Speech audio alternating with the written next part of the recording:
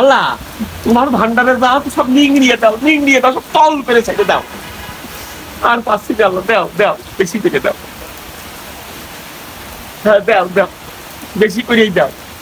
তোমার আকাশে যত মেঘ আছে সব ধরিয়ে দাও। তোমার কিন্তু বারবার থামতে কইছি গো, বুঝেছো?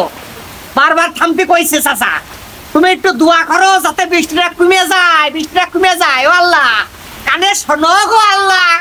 ধরতেই একেবারে জানের তলা বাদ দিয়েছে, কিন্তু আমি কত মিষ্টি হোক। তুমি বৃষ্টি হচ্ছে চাচা, তুমি জানো এই বৃষ্টি যদি না থামে আর আমি জায়গা মতো না পৌঁছাতে পারি, তাই আমার জানের উপরে কিভাবে বাস গাড়ি যাবে? তুমি জানো এই বৃষ্টি যদি থেমে যায় তাহলে আমার জানের উপর কি বাস গাড়ি যাবে? না হইলো তোমার জানের বুড়ো মানুষ, তোমার জানের উপরে বাস গাড়ি যাবে কে? বৃষ্টি কম হলে তোমার সমস্যা নাকি? হ্যাঁ, আমি কি করে বুঝাবো কন্ত? ওরে বাপুরে, এখন যদি এই বৃষ্টি পুড়িয়ে যায়, এই ঘর বাতাস যদি পুড়িয়ে যায়, ওদিকে আমার জোর করে ঈদের মার্কেটে নিয়ে যাবেন আমার বউ ছেলে। এই ভয়কে তো আমি চাচ্ছি যে আল্লাহ বৃষ্টি দাও, ঝড় দাও, সাথে আরো তুমকা দাও। তাহলে কবে ডাকি? আগো বিয়ে জীবনে কইয়াছ কোনদিন? বিয়ে না করলে এত শিগগিরি নাতি ছেলে বেলে হইলো।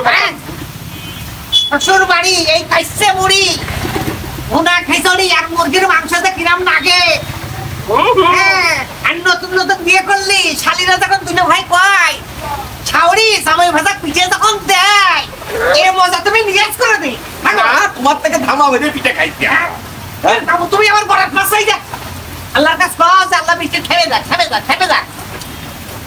কি কব আল্লাহ, বৃষ্টি দাও আরু দাও। এমন যাবে এতবার বলা খুব সম্মান করিস, আর সম্মান করবে না কিন্তু। ও তোমার সম্মান আমার দরকার নেই রে বাপু।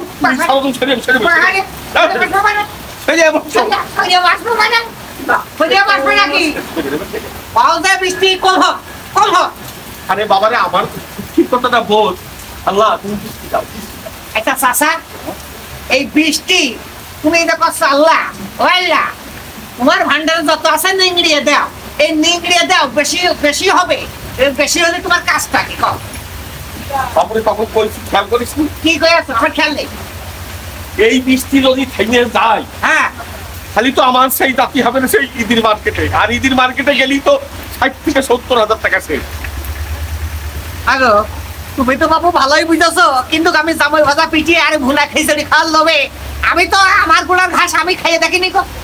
তুমি তো বাবু শ্বশুরের ঘাড় ভাত কাটতে দাও।